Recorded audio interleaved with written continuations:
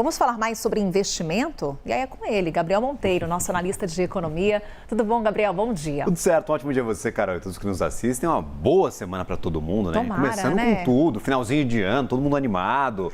Passa logo, né, 2025? Eu tô torcendo para acabar esse ano de vez, viu?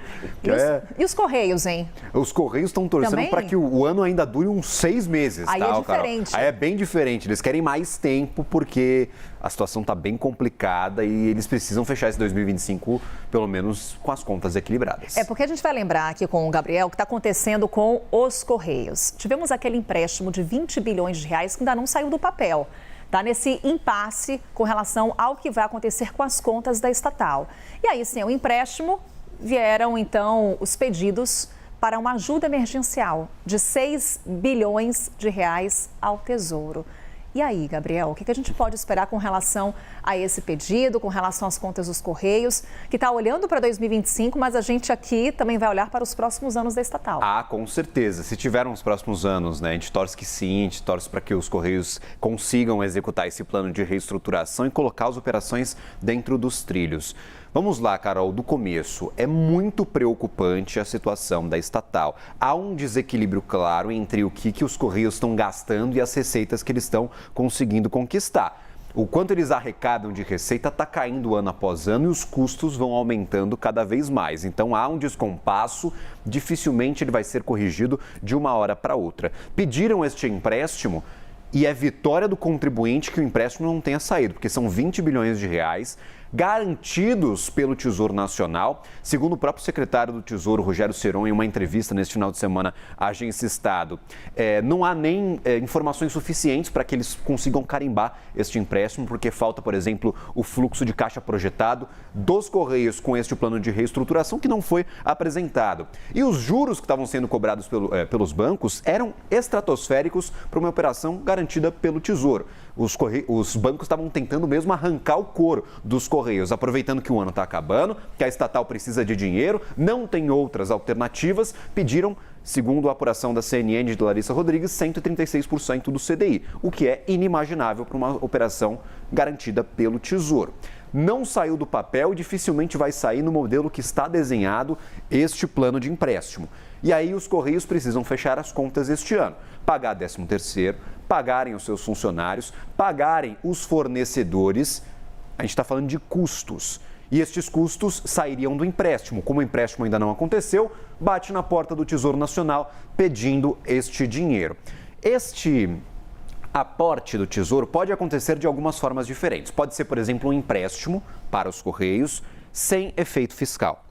Pode ser um aporte de capital para ajudar no capital social da companhia sem efeito fiscal. Neste caso, parece ser dinheiro gasto com operação. Se for gasto para operação e for cedido esse dinheiro para os Correios pelo Tesouro Nacional, entra na meta de resultado primário. E o governo vai ter duas grandes derrotas. Primeiro, o leilão de petróleo da semana passada, que arrecadou menos do que se imaginava. O governo queria vender petróleo futuro, o que está lá debaixo da terra ainda, para o mercado, e ganhar 10 bilhões de reais. Ganharam cerca de 8 bilhões. Então, tivemos 2 bilhões a menos. Seriam mais 6 bilhões que sairiam das contas e pressionariam ainda mais o cumprimento da meta deste ano de 2025. Então, há este risco de o dinheiro sair do bolso do governo, do Tesouro Nacional, para pagar as contas deste ano. Qual que é a solução que os Correios estão tentando desenhar? Pegar esse dinheiro e precisar, talvez, de um empréstimo menor das instituições financeiras, dos bancos. E este empréstimo menor poderia ser negociado no ano que vem, já que não teria emergência de fechar até 2025. Sem a corda no pescoço, sem as costas contra a parede, os Correios têm mais cartas na manga para negociar talvez um juro menor. Os bancos vão ter menos oportunidades de arrancar o couro dos Correios, que está desesperado. Então, seria essa a tática. De uma forma ou de outra, o governo vai ter que entrar na história, vai sobrar para a União corrigir este problema e a gente vai ver o que acontece no ano que vem.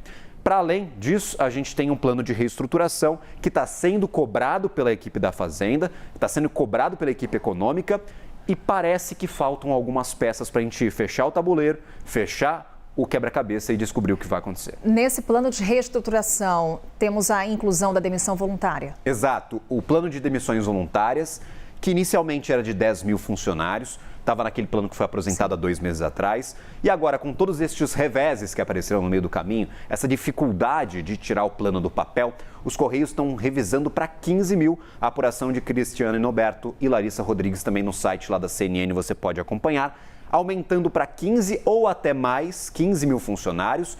Hoje os Correios têm cerca de 80 mil funcionários, então a gente está falando de 20% de toda a força de trabalho dos Correios que seriam deletadas. Claro, plano de demissão voluntária custa dinheiro, porque você tem que dar um incentivo para esse funcionário sair da empresa, então por isso também que os Correios precisam de dinheiro, mas é uma forma de você tentar reequilibrar as contas.